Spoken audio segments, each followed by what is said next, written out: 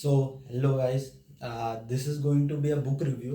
तो ये बुक जो आज मैं रिव्यू करने वाला हूँ तो उसका नाम है the book of man by Osho. So basically इस बुक का ऑथर है ओशो। एंड आप देख सकते हो इसका फ्रंट कवर। ये मैं आप कैमरे की तरफ फोकस देता हूँ, ये इसका फ्रंट कवर है एंड ये इसका बैक कवर है। सो basically this is a back cover and this is a front cover. And मैं आपको आगे की चीज़ बताता हूँ। तो ये बुक का कंटेंट्स हैं। तो बेसिकली ये बुक 4 पार्ट्स में बटी हुई है एंड इसके 32 चैप्टर्स हैं। तो आप ये देख सकते हैं, ये इसके स्टार्टिंग चैप्टर्स एंड ये इसके एंडिंग के चैप्टर्स। सो बेसिकली अब मैं आपको बता देता हूँ ये बुक होती क्या है। तो ये बुक बेसिकली इसमें ओशो ने, ये एक सीरीज़ ऑफ लेक्चर है ओशो के। तो सीरीज़ ऑफ लेक्चर हैं जिसमें ओशो ने एक आदमी के मल्टीपल आर्केटाइप्स का डिस्कशन किया है। एंड उन आर्केटाइप्स के बारे में जो भी ओशो ने लिखा है या बोला है अपने उसमें, वो यहाँ पर रिकॉर्ड किया गया है इस बुक के अंदर। सो बेसिकली ओशो ने एक आदमी के आर्केटाइप को मल्टीपल चीज़ों में बांटा है, जैसे the sun, the robot, the animal and the Buddha, the American, the Zorba, the Buddha, the master. And ऐसे ऐसे कर करके ओशो ने एक आदमी के आर्केटाइप, मल्टीपल आर्केटाइप्स को डिस्कस किया है। तो आपको ये तो समझ आ गया होगा कि ये बुक में बेसिकली क्या है और किस चीज़ के लिए है।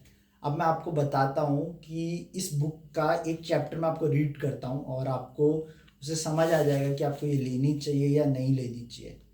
So let me choose a chapter. तो मैं चूज़ करता हूँ जोरबा द बुद्धा। तो 264 page. So basically this is the chapter Zorba the Buddha. So इस चैप्टर की शुरुआत होती है क्वेश्चन से। So the question is what is your notion of rebellion and of a rebel. So basically इसमें एक क्वेश्चनेयर है, उसने ये पूछा है कि आप ओशो से कि आपका एक क्या नोशन है एक रेबलियन या एक रेबल के लिए।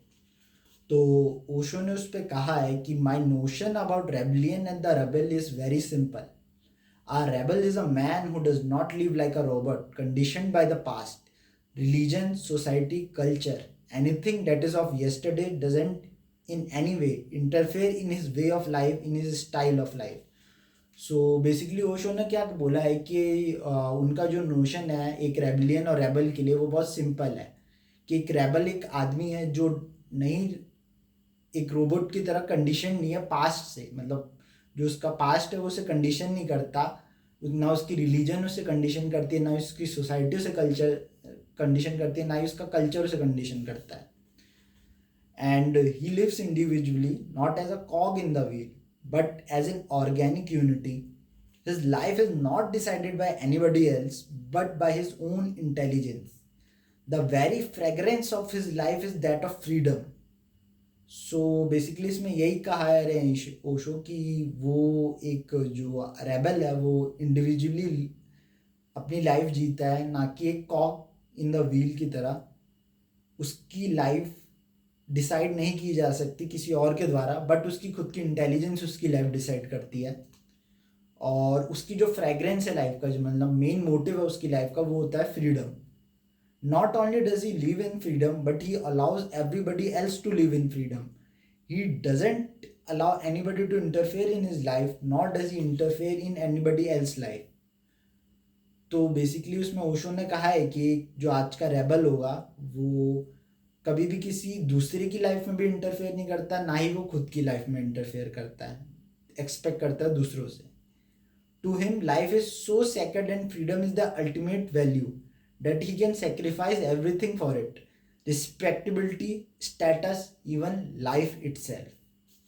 So, तो बेसिकली मैंने इसके दो पैराग्राफ पढ़े हैं and I basically like this book a lot and it change my thinking a lot. So आप भी इस बुक को इस्तेमाल कर सकते हो और ख़रीद सकते हो and you I think you will find it very really good. Thank you. Have a nice day.